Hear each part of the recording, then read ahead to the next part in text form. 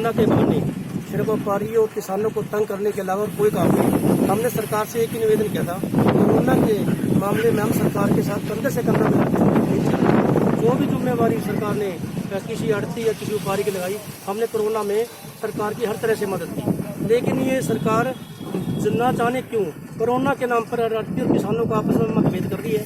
Second, चलो online payment कर दी थी, ऑनलाइन पेमेंट जो जमींदार का आड़ती का 100 साल का रिलेशन है उसको कोरोना के बहाने तोड़ने की कोशिश की जा रही है।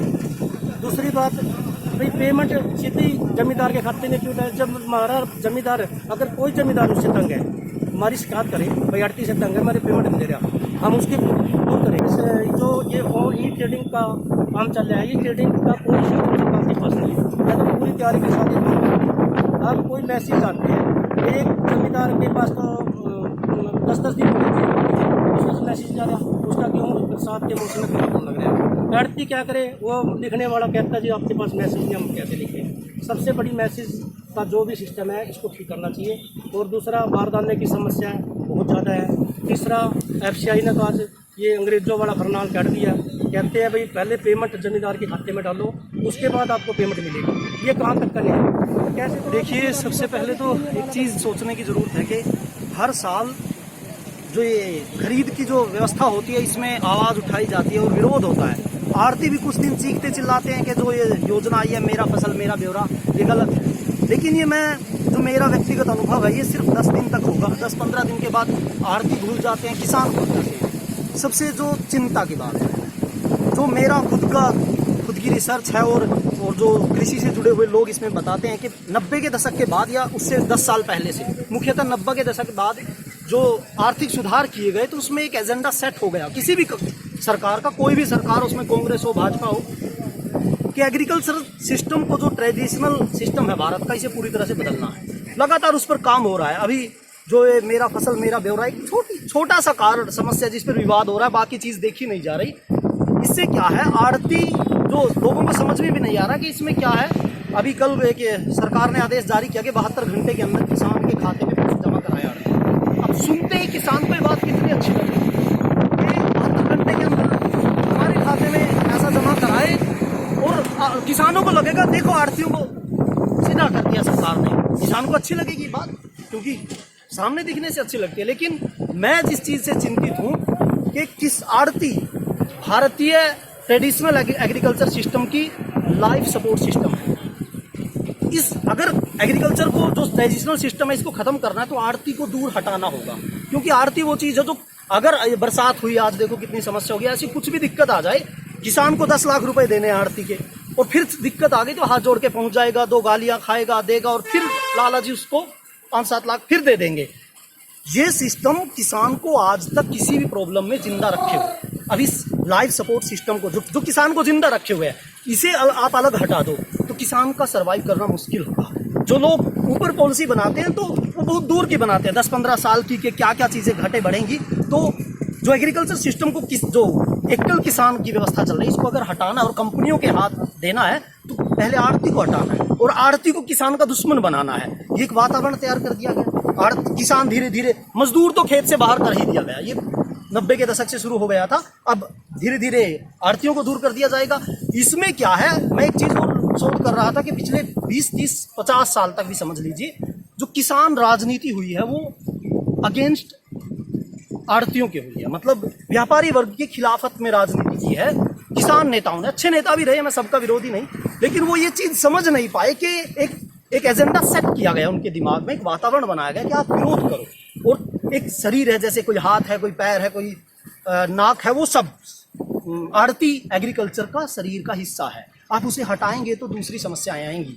मैं जिस चीज़ से मैं इस 10 दिन के लिए चीखने का वो नहीं हूँ पक्षधर, मैं पक्षधर हूँ कि ये समस्या आज शुरू कर दी। पिछले कई साल से हंगामा चल रहा है। आड़ती सरकार को पता है कि आड़ती चीखेंगे तो 10 दिन बाद कह देंगे तो अगले साल से अब की बार छोड़ो, धीरे धीरे मन बन जाएगा 1-2 साल में, और ये मन बना दिया जाएगा। आड़ती धीरे धीरे इस काम को छोड़ देंगे। मैं आड़तियों का इसमें कसूर मानता हूँ पूरा, क्योंकि किसान को तो कुछ बेचारा अनपढ़ है, मैक्सिमम से ये योजनाएं समझ नहीं आती है। आड़ती को ये चीज़ देखनी चाहिए कि किसान को दूर हटाया जा रहा है और उसके हितैषी बन के अलग किया जा रहा है। उसे ये चीज समझाने में 10 दिन नहीं, पूरे साल भर काम करना होगा। और एक मैं तो इस पक्ष पे पूरा हूँ कि इस मेरा फसल मेरा ब्यौरा बहुत बेशक छोटी समस्या हो, इस पर आड़तियों को और किसानों को मिलकर एक समिति बनानी चाहिए। अगर ये पूरी तरह से एग्रीकल्चर और देश हित में है, हम साथ हैं, लेकिन इसकी पूरी विवेचना हो कि ये मेरा फसल मेरा ब्यौरा। ऐसा तो ना हो कि 10 साल बाद समझ में आए कि एग्रीकल्चर को खत्म करने की एक योजना आई थी। और मैं ये नहीं कि सरकार बना रही है, सरकार को तो पता ही नहीं बना कौन रहा है, यहाँ तो पॉलिसियां ही कहीं और बनती हैं। और ये कोई सरकार हो, हर सरकार में ऐसा ही होता है, क्योंकि ये जो लोग हैं बेचारे, इनको तो एक चीज आती है बस, कैसे अगले चुनाव की व्यवस्था करनी है, कैसे वोट को इधर उधर करने का दिमाग उसमें चलता है। हर पॉलिसी को वोट बैंक के दृष्टिकोण से करते हैं। इनको मतलब नहीं एग्रीकल्चर घटेगा बढ़ेगा, आड़ती का काम छोड़ जाएंगे, किसान एग्रीकल्चर का छोड़, इनको कोई फर्क नहीं पड़ता। लेकिन मैं एक चीज और कहना चाहता हूं, एक चीज आप सबके बीच में मैं किसानों की तरफ से कहना चाहूंगा कि भारत में किसान वोट बैंक है और सरकार कहती है कि तो खर्चा है, ये तो बस वोट, इनका कर्जा माफ कर दो और वगैरह वगैरह। मैं थोड़ी सी रिसर्च कर रहा हूं। भारत एग्रीकल्चर में दूसरे नंबर का देश है, पहला चीन है, दूसरा भारत और तीसरा अमेरिका। अमेरिका में 40 लाख स्क्वायर किलोमीटर में खेती होती है, भारत में 17 लाख स्क्वायर किलोमीटर में खेती होती है, आधे से भी कम पे खेती होती है भारत में। भारत की जो अर्निंग है, अमेरिका की 40 लाख स्क्वायर किलोमीटर में अर्निंग है $2 लाख मिलियन एग्रीकल्चर एसेट जो उनका है जीडीपी में। भारत का 17 लाख स्क्वायर किलोमीटर में 3.5 लाख से ऊपर, $3.5 लाख मिलियन से ऊपर देता है किसान भारत का। मतलब जमीन उनसे आधी कम और जीडीपी में हिस्सेदारी उनसे दुगनी। और क्या चाहते हैं किसान से?